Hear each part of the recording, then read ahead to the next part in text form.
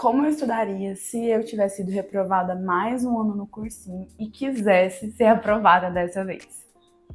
Oi, meu nome é Ana, eu sou estudante de medicina aqui na Universidade Federal de Berlândia e eu sempre quis fazer um vídeo assim para dar algumas ideias, algumas dicas de como destravar os seus estudos. E eu espero que esse vídeo destrave os seus estudos de 2025 e te leve rumo à aprovação. O ano que eu fui aprovada, eu precisei tomar várias decisões importantíssimas e totalmente opostas à forma tradicional que eu estudava antes. E eu reuni tudo que eu fiz aqui para te auxiliar nos seus estudos, para te dar uma luz e você realmente tomar as melhores decisões. Primeira coisa, se eu precisasse estudar mais uma vez, depois de um ano de cursinho, digamos assim, se eu tivesse feito um ano de cursinho, eu não começaria do zero. A gente tem aquela impressão de que um ano novo, a gente precisa começar de novo. Mas, na verdade, você veio de uma trajetória de estudos onde você evoluiu, onde você adquiriu conhecimentos. Então, o que eu faria? Eu começaria de onde eu parei em cada matéria. Ah, mas como saber onde você parou em cada matéria? Quando eu fui aprovada, no ano que eu fui aprovada, eu conheci a Suzane do Sniper de Questões. E eu contratei no Sniper, né? Eu me inscrevi no Sniper. E lá tinha uma dica de ouro que eu quero trazer para vocês aqui, que eu utilizei. Eu fiz 3 provas antigas de cada vestibular que eu queria prestar. E eu corrigi essas provas e fiz mais ou menos a porcentagem de acertos e erros em cada prova. Primeira coisa que claro que eu faria, e eu fiz, e deu muito certo. Eu selecionaria 3 provas de cada vestibular ou processo seletivo que eu quisesse participar e faria essas 3 provas simulando realmente o dia da prova com o tempo adequado de cada prova. E depois eu corrigiria e faria uma média de acertos tanto da prova geral quanto em cada matéria. E com base nas matérias que eu tive uma menor porcentagem de acerto, eu guiaria meus primeiros steps, né? O meu primeiro semestre de estudos eu focaria nessas matérias, dando, claro, prioridade para o estudo por meio de questões. A gente ainda está no início de 2025, ou se você estiver vendo esse vídeo, estiver, sei lá, uma distância legal da prova, 3 meses, 4 meses, use as primeiras 2 semanas anteriores agora para fazer esse trabalho, de fazer as provas antigas, corrigi-las. Você não precisa corrigir questão por questão. Isso é para você ter um panorama geral. E claro, sempre faça isso tendo em mente o seu objetivo final. Onde você quer estar no final? Você quer passar na FUVEST? Você quer passar na UF, no Enem? Você tem que ter um objetivo principal ali. E aí, né, depois de fazer essa análise de como eu estava, né, de como eu estou em cada matéria, do meu desempenho, eu começaria a focar nas matérias, né, que eu tenho mais dificuldade, que eu me saio pior. E, claro, é muito difícil criar um cronograma sozinho. Eu entendo isso. Quando eu fazia cursinho, era muito difícil criar um cronograma sozinha. Porque eu era muito, assim, imatura, não sabia quais matérias focar e tudo mais. Mas depois que você entende as grandes áreas que você tem dificuldade, você consegue pegar o conteúdo programático, por exemplo, do vestibular da UF, né? Ou então do vestibular que você for fazer do Enem, e selecionar as matérias que você tem mais dificuldade, e a partir desse conteúdo programado e dando o seu programático e dando os checks. Por exemplo, vamos supor que você se saiu mal em 3 matérias. Vá lá no conteúdo programático da prova que você almeja fazer no primeiro semestre e faça um cronograma das matérias todas que são cobradas, faça ali uma planilha e vá assistindo aulas daquelas matérias que você não sabe nada, certo? Combine comigo. As matérias que eu não sei nada, nem por onde começar, eu posso assistir aulas, resumos. Mas, claro, depois que eu fizer isso, eu preciso fazer questões. E você vai fazendo questões. Se possível, você tiver um monitor dessas matérias, vai melhorar mais ainda a qualidade dos seus estudos. Porque após fazer questões, ou então até mesmo para tirar dúvidas, você pode consultar esse monitor. E aí ele vai te auxiliar e te guiar, então sua evolução vai ser muito mais rápida. Uma coisa que eu teria com certeza para transformar os meus estudos de 2025, né, se eu precisasse estudar de novo para um vestibular ou qualquer prova, concurso, até mesmo residência, que vai ser assim que eu vou fazer, eu teria um caderno de erros. O que é esse caderno de erros?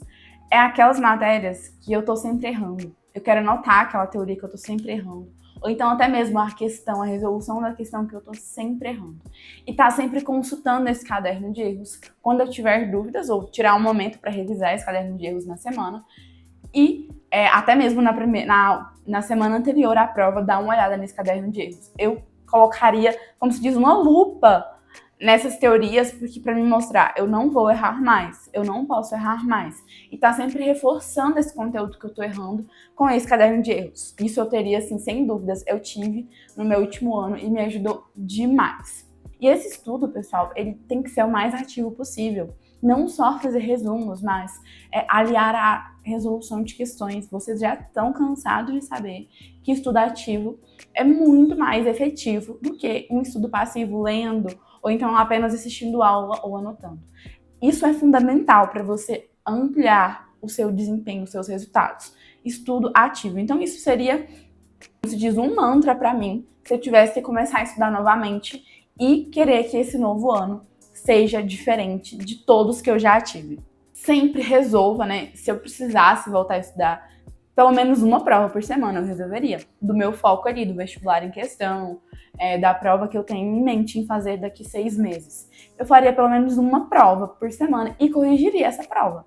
E não é só certo ou errado. Você tem que corrigir essa prova, refazendo, entendendo a teoria do que você errou, reforçando até mesmo os acertos. Por exemplo, se você acertou uma questão de matemática de função do primeiro grau, reforce esse acerto, anotando, relembrando qual é a fórmula da função do primeiro grau, então, para calcular ali o x, o a, o y, e por aí vai. Então, eu sempre faria isso, eu resolveria de forma ativa, eu corrigiria de forma ativa.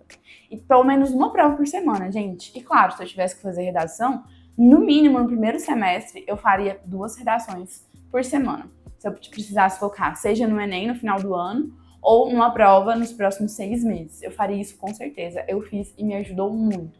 E uma dica de ouro que eu sempre dou para os meus monitorandos é: tenha um caderno só para conhecimentos de mundo, só para redação, para você estar sempre anotando um filme que você assistiu, que faz um link com um tema específico ou uma citação. Tem esse caderno também, assim como você vai ter o seu caderno de erros.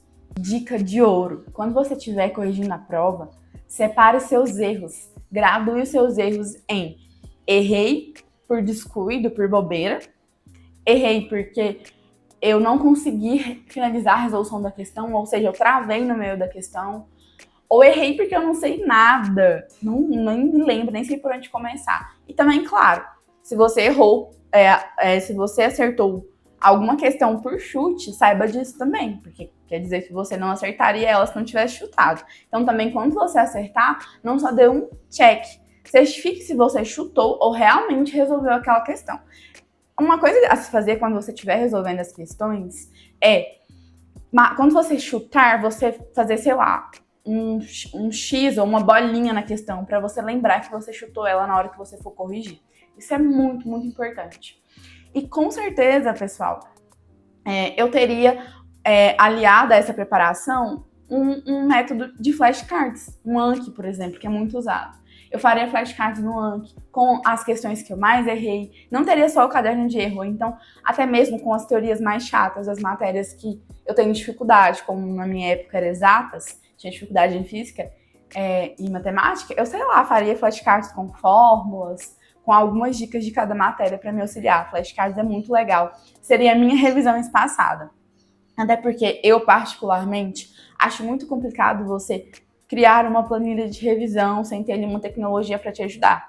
Hoje, com tantas tecnologias, a gente pode, sei lá, pedir uma ajuda para um chat GPT, sei lá, para criar uma planilha de revisão, mas, assim, tá sempre reavaliando, né? Saiba usar o chat GPT. Eu acho que para te ajudar a criar uma planilha, né, seria legal. Já que às vezes é difícil você estruturar uma planilha no Excel se você não sabe mexer nas ferramentas, né? Por exemplo, revisei uma matéria hoje, em quanto tempo quero revisá-la? Eu acho que o Anki é uma das melhores ferramentas para isso, porque todos os dias você estipula ali meia hora para fazer flashcards e 40 minutos você vai estar sempre revisando.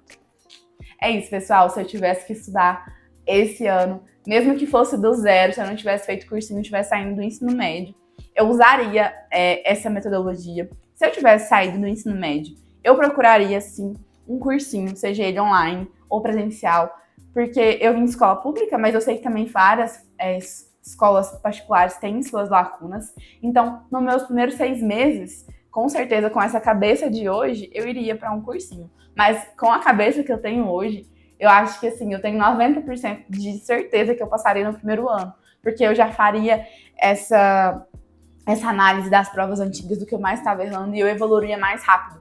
O que eu percebi no meu terceiro ano é que vou contar para vocês com mais detalhes. Eu fiz de média no meu terceiro ano 710, de média bruta no Enem.